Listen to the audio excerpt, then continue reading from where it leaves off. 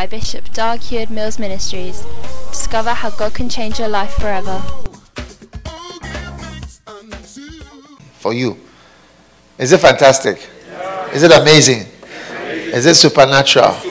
Now it says the ox knows his owner, and the ass his master's crib, but Israel does not know, and my people does not consider. Wow. This scripture is true about us.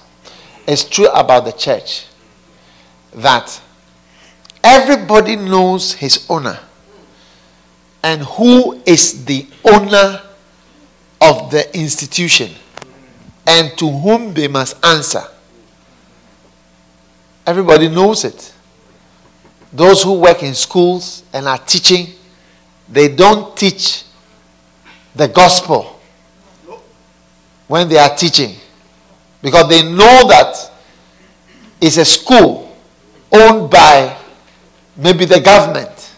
You cannot come and start teaching principles of faith or principles of patience or any of these virtues. They may be virtues. You cannot do that during a physics class. You cannot teach about love during a chemistry class. It's wrong. And you wouldn't even want your child to go to a school which is teaching about love during the chemistry class. It's wrong. Because every institution and every teacher knows the owner. An ass knows the owner. That's right. Huh?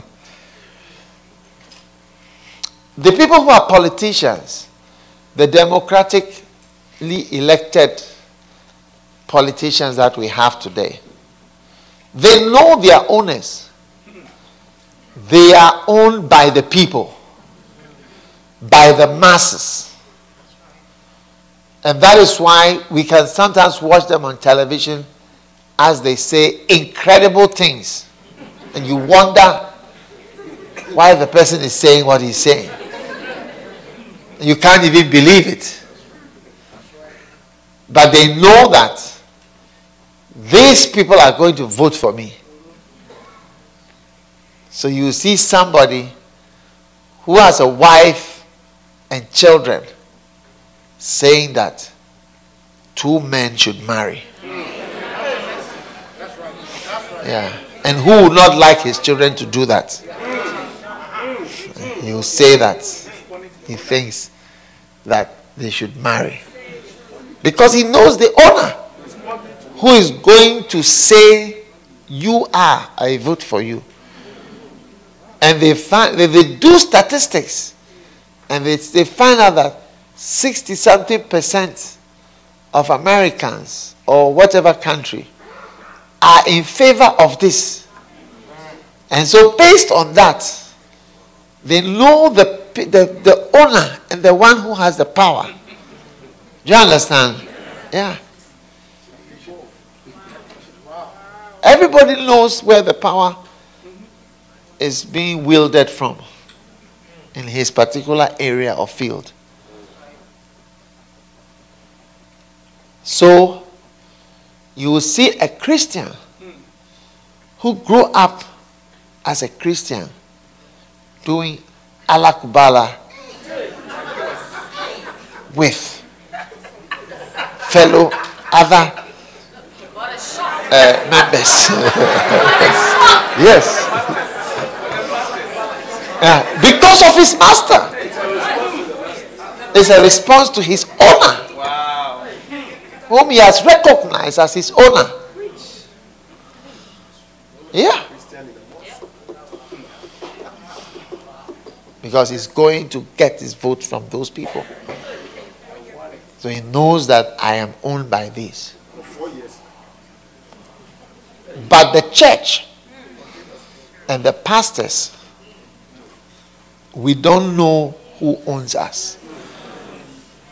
And that is why we have yielded ourselves to become something different from what the owner of the church desires.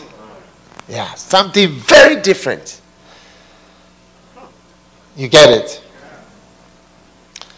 Why today, when you go to church, we preach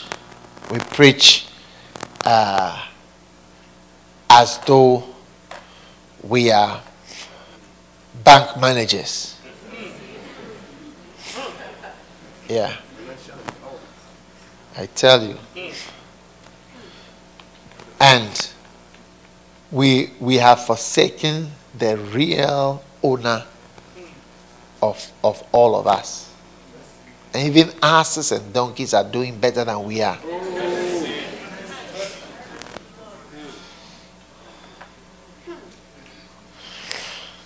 You know, I sat by a bank manager the other day. I was coming from Johannesburg. He was coming to Ghana for some meeting. And he was telling me that he didn't want to talk much. He doesn't talk much. He said, I've been working in the, I don't know what he is, but he's very high. A young guy, but he's very high in the bank. And he said, he told me, he said, look, there's a pastor. He's my friend from childhood. I will never go to his church. I will never go to his church. He said, all this prosperity, whatever. He said, look, I am a banker. When I go to church, I don't want to hear what I do, the work that I do. To come and hear lectures on finance and other things of my area of business.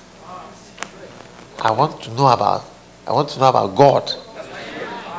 He said, I will never go to his church and all these prosperity, what have you. I was surprised. I was just listening to him.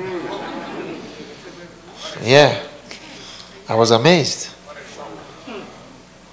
So, we have to ask ourselves, who owns us? And whose words and whose bidding are we following? Are you listening to me? Who gives us life and health and makes us to differ from another? It is only the Lord.